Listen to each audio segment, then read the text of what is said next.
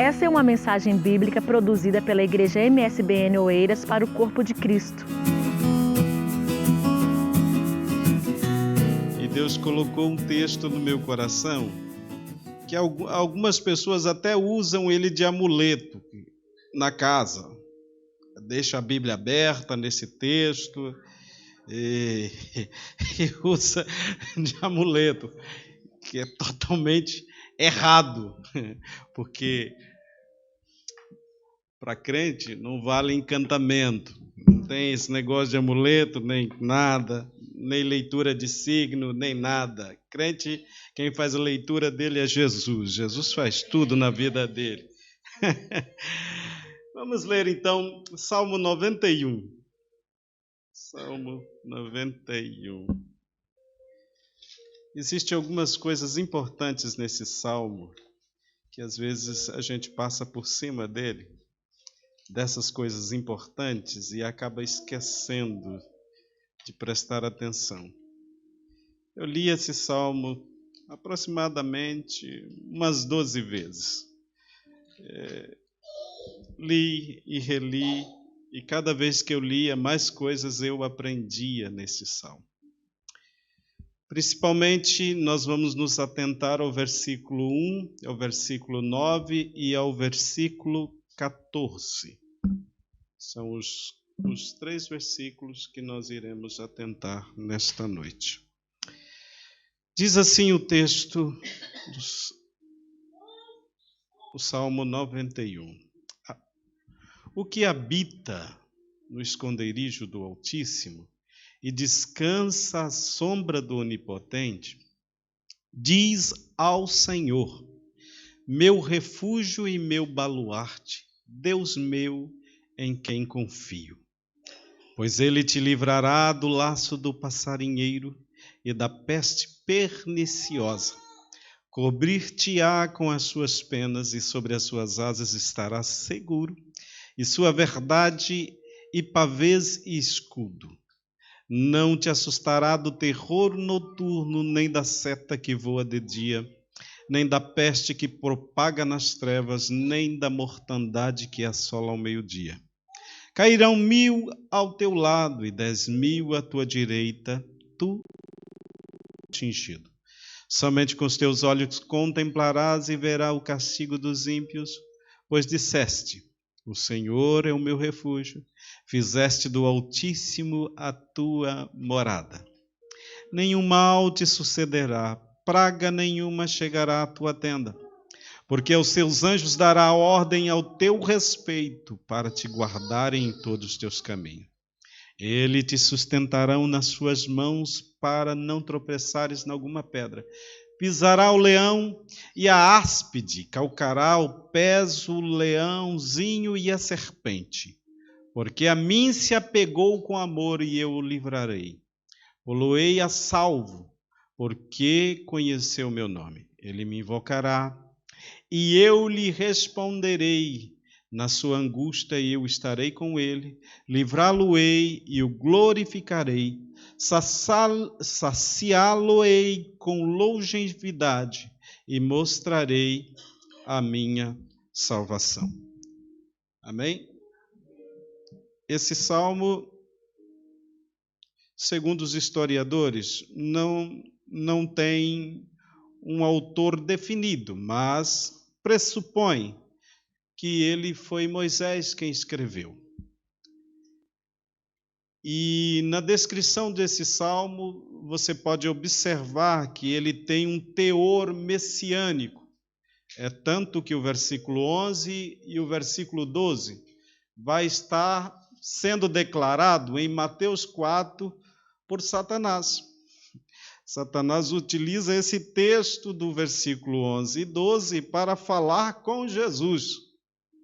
Ele só não lê o versículo seguinte, mas os 2 primeiros ele acaba citando para Jesus. Porque aos seus anjos dará ordem ao seu respeito para te guardar em todos os teus caminhos.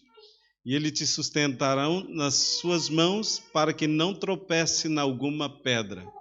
Foi quando ele pediu para Jesus se jogar do penhasco. Porque sabia que o Senhor, os anjos, poderia não deixar que o Senhor se rebentasse todo lá embaixo, não é? Essa era a verdade que Satanás estava falando com Jesus. Mas o meu pensamento não é um pensamento no contexto messiânico. Eu quero trazer para os nossos dias o pensamento de como Deus é Pai. E se Deus é Pai, e como Ele é, e o salmista diz isto, quando ele vai no Salmo 103, e o versículo 13, no Salmo 103, você vai perceber que Davi fala de Deus como Pai, como Ele trata as pessoas. Lá está escrito, como um pai se compadece de seus filhos, assim o Senhor se compadece daqueles que o temem. Ou seja, é uma alusão de que Deus nos trata, Deus guia-nos como um pai. Pensando nisso, pensando nesse ponto de vista de pai, é que eu quero fazer menção para você que Deus, nesse aspecto, Ele traz aqui, sobre a sombra do Onipotente, é como se um filho se refugiasse no pai. Observa que, quando eu era criança, pequeno eu sou até hoje, mas quando eu era criança, não é? Quando eu era criança, e que alguém queria me bater, a primeira coisa que eu lembrava era do meu pai. Eu vou lá, já fico perto do meu pai ou de alguém maior que eu para me dar proteção. Ou seja, eu procuro alguém que me proteja. Essa pessoa seria o que para mim? O meu escudo, a minha fortaleza. Seria onde eu poderia ficar mais tranquilo, né? E como criança até mostrava uma língua ainda para aproveitar. Agora eu estou guardado, meu amigo. Agora tem alguém que me protege. Então era bem assim que acontecia. E o salmista diz bem assim, olha, aquele que esconde no esconderijo do Altíssimo, descansa na sombra do Onipotente. Ele está dizendo assim, a pessoa que tem Deus como Pai e que faz de Deus o seu refúgio, que faz de Deus o seu Altíssimo. O que é o Altíssimo? Aquele que está acima de todas as coisas, o Todo-Poderoso, e que você faz de Deus isso e se esconde debaixo, o que vai fazer? O que vai acontecer? A proteção do Senhor está sobre a sua vida. Percebe que é uma condição essa bênção. Essa bênção é condicional. Ela não é uma bênção como a bênção da salvação, que é incondicional. Essa aqui é uma bênção condicional. Para você ter toda essa proteção, você precisa estar escondido do Altíssimo. E observa também que o versículo 1 já começa a descrever Deus como o Deus onipotente. Revela aqui já um dos atributos de Deus, ou melhor, ele revela uma das características, algo que é Deus em si. A palavra correta para isso seria o caráter de Deus, a personalidade de Deus. Ou seja, ele é onipotente, ou seja, é dono de todo poder. O poder está nele. Ele não possui poder, ele é o poder.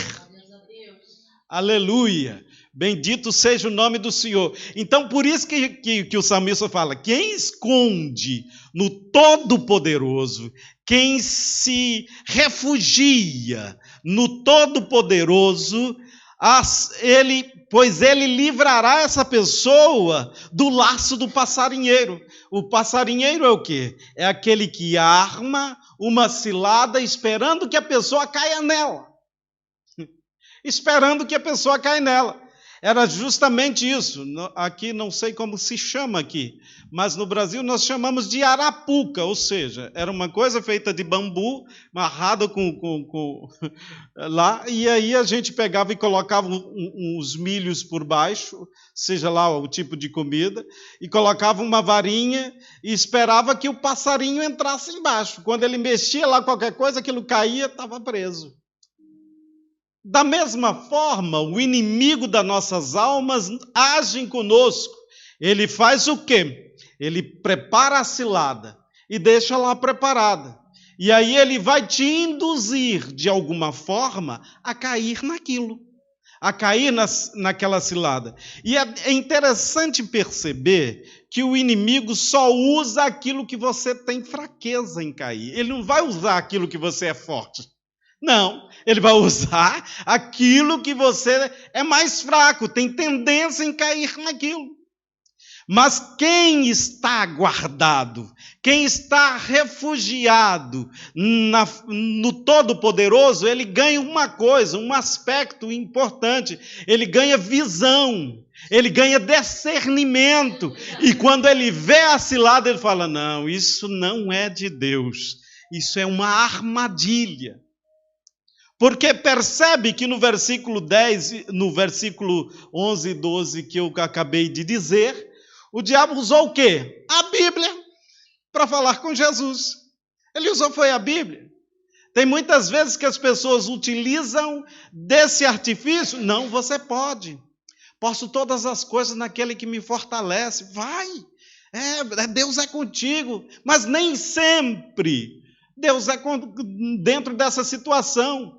Eu observo que teve vezes, quando Davi ia enfrentar uma guerra, Deus mandou ele fugir. Foge, Davi. Agora não. Nesse momento você tem que fugir. Vai e se esconde.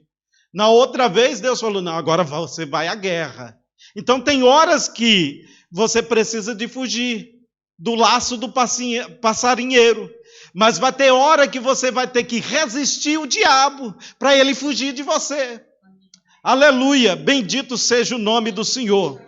Uma outra garantia é que ele cobrirá com as suas penas, e sobre as suas asas estará seguro. A sua verdade é pavê e escudo, ou seja, você está alicerçado na verdade de Deus. Quem conhece a Bíblia dificilmente cai. Se ele é um conhecedor e um praticante da palavra, dificilmente ele cai, porque ele está escondido, ele está protegido, ele está seguro em sua verdade.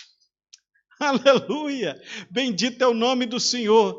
As pessoas podem falar o que quiserem, mas você, não, eu estou firmado na palavra. A verdade de Deus já foi revelada em mim.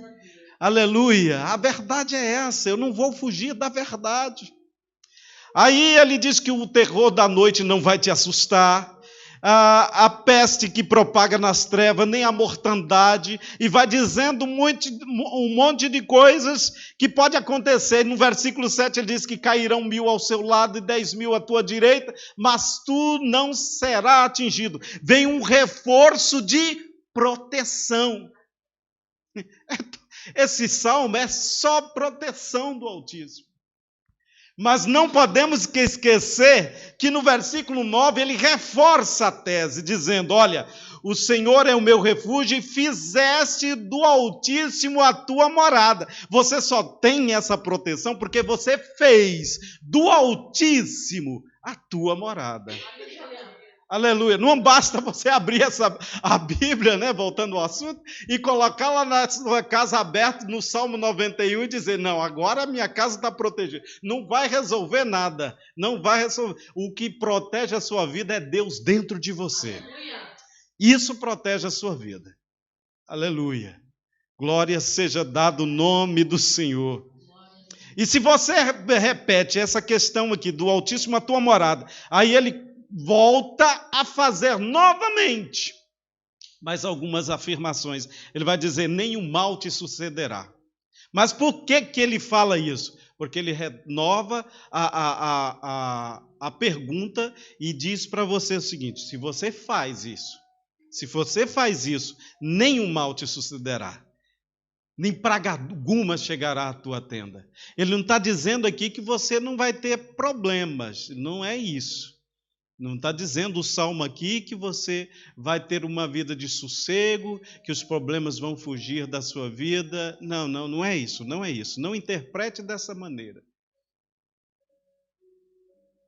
Você vai ter problema, mas o próprio salmista, em outro texto, diz que ele será o seu socorro, bem presente na hora da angústia.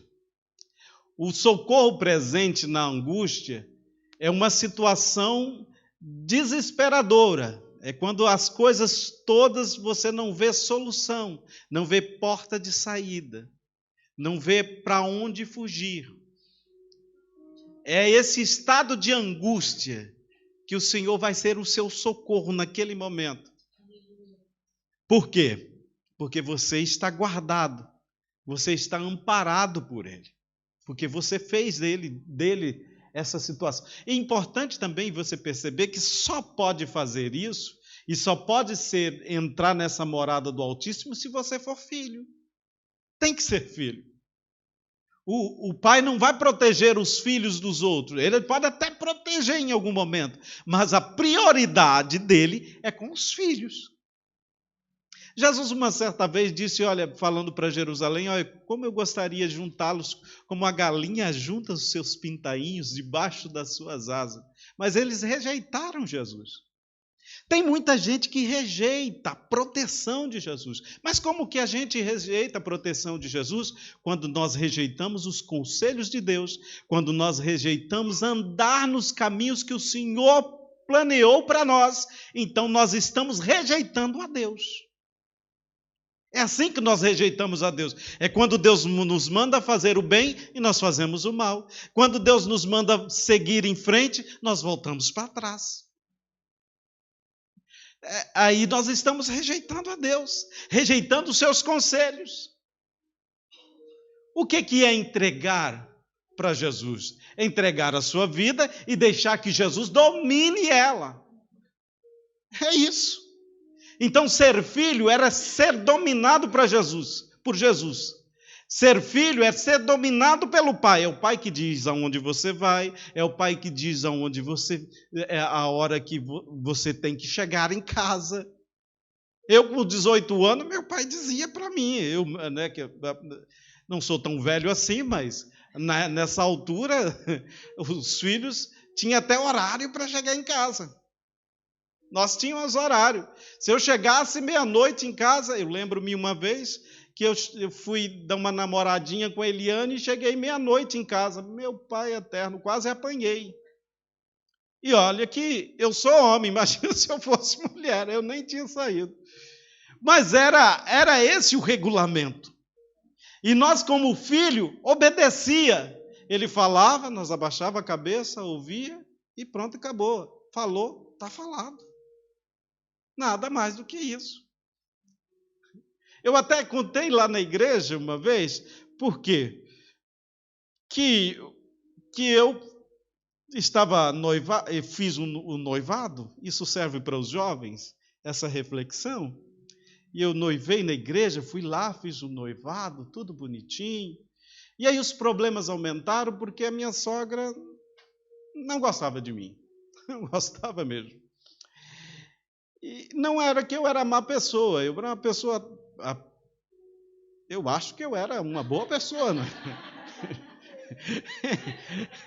Tocava na igreja, era líder do grupo de jovens, né? Cantava no coral, sempre estava presente nas reuniões da igreja, né? Sempre estava ali ajudando. Então, eu acho que eu era uma boa pessoa, no meu ponto de vista, parece. Mas ela não achava isso de mim. Ela não via isso com bons olhos. Né? Então, o que acontece? E os problemas aumentaram e eu tomei uma decisão, eu vou acabar com o meu noivado.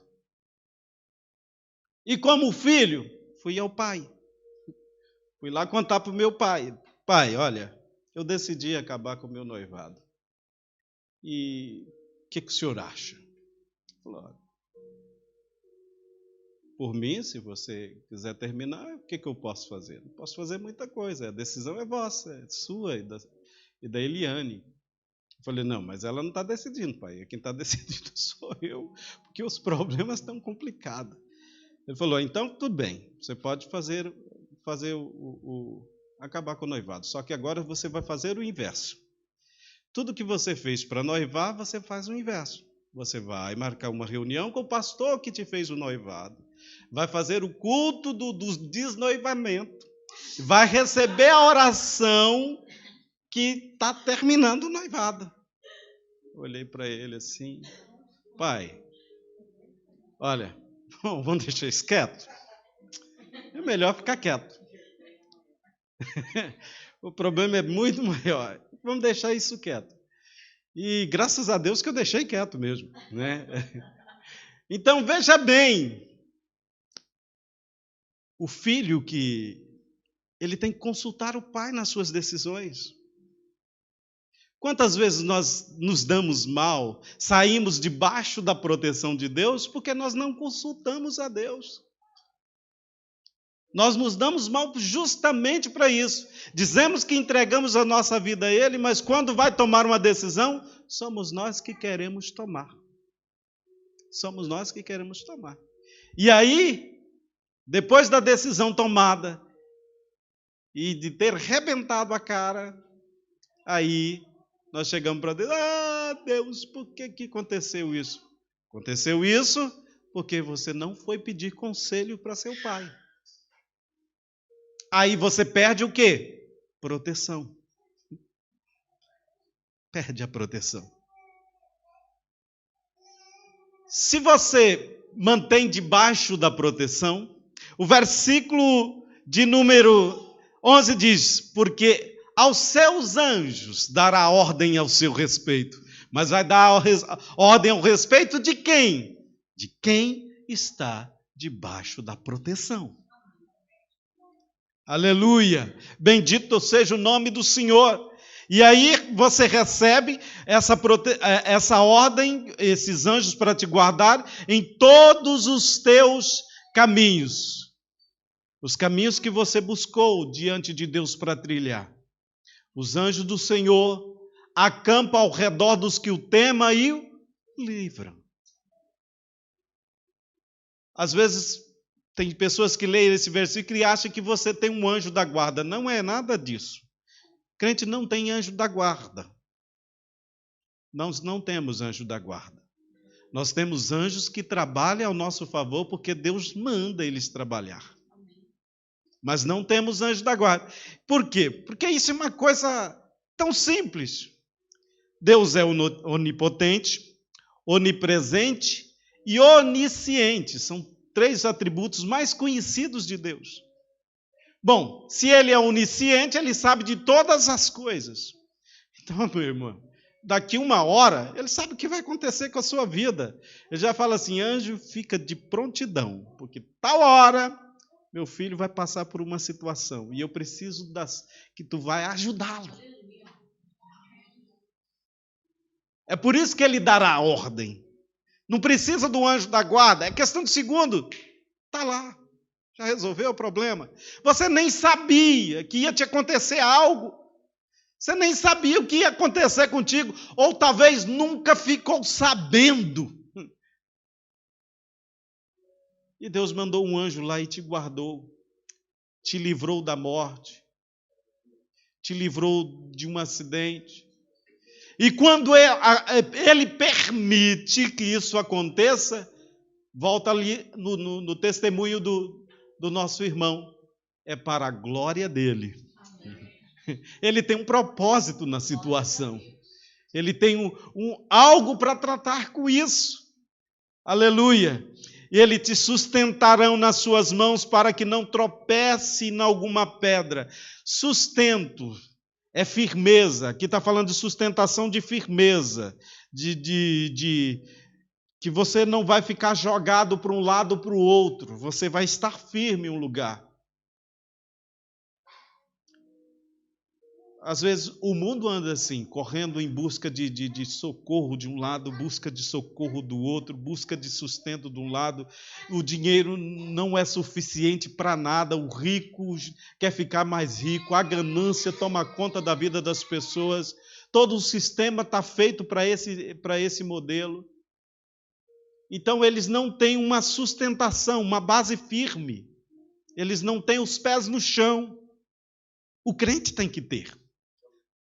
O crente tem que ter o pé no chão. Ele tem que saber que ele está passando por uma situação, mas mesmo a situação não significa que Deus não é com ele. É pé no chão. Ele está passando por uma prova, mas ele vai na igreja da mesma forma, porque ele sabe que Deus não tenta ninguém. Deus não está fazendo aquilo para poder enfraquecer a fé dele. Ele tem os pés no chão. Ele vai chorando, gemendo, mas vai. Por que ele vai? Porque ele está debaixo da proteção e ele sabe, e ele tem certeza que Deus, na hora dele, no momento dele, pode tirar ele daquele momento e pôr ele em outra situação, botar ele em outro nível. Aleluia, aleluia. Eu não sei a situação que você passa, a situação que você vive, mas lembre de uma coisa: Deus é a sua proteção, Ele é o seu escudo, é o seu sustento, é a sua fortaleza. Aleluia, aleluia, aleluia. E olha, o interessante do versículo 14, que é um reflexo do versículo 9 e o versículo 1, diz assim: porque a mim se apegou com amor. Olha aí. Quem está debaixo da proteção de Deus, ele se apega a Deus, não pelo que Deus dá a ele, mas é pelo amor que ele tem a Deus. Aí ele diz, porque ele se apegou a mim com amor. Aí vem a resposta: por causa do seu amor a Deus, eu o livrarei. Aleluia! Pô-lo-ei a salvo. Aí tem uma outra coisa interessante, porque ele conhece o meu nome. Aleluia. Você conhece a Deus? Você já pediu para ter experiências com Deus? Você já experimentou conhecer o Deus que você serve um pouquinho mais? Não é só esse que você ouve aqui através da palavra, não. É ter experiência mesmo com Ele.